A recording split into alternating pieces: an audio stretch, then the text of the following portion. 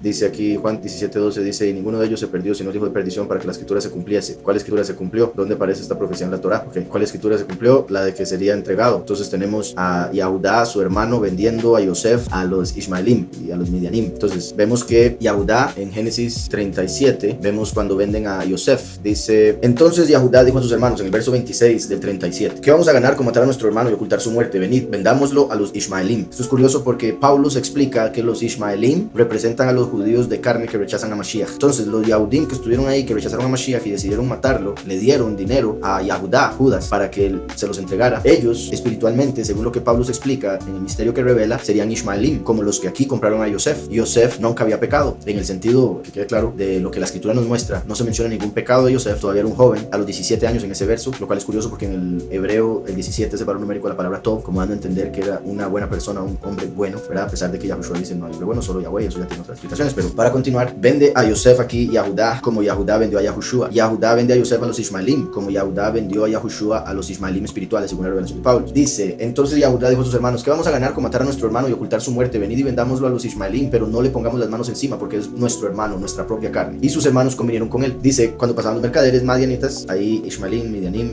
eran familia. Hay varias razones por las que aparece un término y después el otro. En el libro de Yashar vemos más claramente. Entonces, ahí vemos el que lo vendieron. Lo voy a seguir leyendo. Sacaron ellos a Yosef de la cisterna, lo trajeron arriba y lo vendieron a los Ismaelim por 20 piezas de plata. Curiosamente, en los libros de los testamentos de los padres de las tribus, en uno de esos testamentos aparece que en realidad lo vendieron por 30 piezas de plata, igual que lo que le dieron a Judas, porque 30 piezas es el valor de un esclavo y lo vendieron como esclavo, lo cual tiene sentido. Pero que dos de los patriarcas de las tribus se dejaron 10 para ellos y repartieron las otras 20 entre los 11. Bueno, en realidad entre los 10, porque el otro era Benjamín, que estaba al lado. Dice, y ninguno de ellos se perdió, sino el hijo de perdición, para que la escritura se cumpliese. Entonces, no quiere decir que tenga que haber un verso que diga, y vendrá el hijo de perdición y se perderá. No, aquí Yahushua habría estado explicando, se tenía que perder uno. ¿Cuál? Aquel que le entró el espíritu del anticristo, el que se va a manifestar como el hijo de perdición que menciona Tesalonicenses. Se tenía que perder esa persona que le iba a hacer caso al enemigo, como estaba profetizado, que sería traicionado. Está la profecía de Salmos que habla de que unos se levantarían contra de él, que el que come el pan con él, que come de su pan, se levantaría contra él, así como hace relación el verso por la forma que está escrito, como Esaú puso su pie, levantó su pie contra él en el vientre de la madre, contra Jacob. Entonces, así como Esaú se levantó contra Jacob en el vientre, y así como David escribe proféticamente que Ahitofel, su consejero, se levantó contra él y se unió a uno de sus hijos que se rebelaron y tomaron el reino por unos días, de la misma manera se levantaría uno de entre los discípulos y traicionaría al Mesías, uno de los suyos, así como también estaba profetizado en Génesis 37 que un Yahudá de las 12 tribus, como de los 12 discípulos, vendería a los Ismaelim, en este caso espirituales, al Mesías como un esclavo, lo cual sucedió claramente. Salmo 41:9. En el Salmo 41:9 dice otra profecía a la que se referiría ahí en Mateo. Aún el hombre de mi paz, en quien yo confiaba, aún el hombre de mi paz, en quien yo confiaba, el que de mi pan comía, alzó el pie contra mí. Entonces David, en lo que respecta a su propia experiencia, su propia vida, estaba hablando de Ahitofel. Al final del verso, alzó el pie contra mí, hace alusión a lo que hizo Esaú contra Jacob. Y esas dos son proféticos, porque por un lado, uno de los discípulos, como consejero, como amigo cercano, se levantó contra Yahushua HaMashiach, como Ahitofel, el que era de su paz, de Shalom, amigo, en quien yo confiaba, el que de mi pan comía. Recuerden que Yahushua le dio un bocado a Judas, a través del cual le entró Satanás, por lo que él había pensado. Entonces comió del pan del Mesías. Recuerdan, mojaba el pan en el mismo plato. Se cumple eso proféticamente. Y por otro lado, alzó el pie contra mí, como Esaú levantó su pie contra Jacob. Curiosamente, de Esaú, de los edomitas, era la tierra de Ishkiriot, de donde venía Yehudá Ishkiriot, Judas Iscariote. Todo indica sería genéticamente un edomita, o sea, descendiente de Esaú, que levanta su pie contra un verdadero descendiente de Jacob, Yahushua HaMashiach. El otro tomando ese lugar, usurpándolo, como muchos en este tiempo, que dicen ser judíos y no lo son, sino que son la sinagoga de Satanás, como dice Apocalipsis 2:9, Apocalipsis 3:9. Y curiosamente se llamaba Yahudá, el nombre de la tribu principal, de la tribu de la cual llevamos el nombre Yahudim, los que alaban a Yahweh.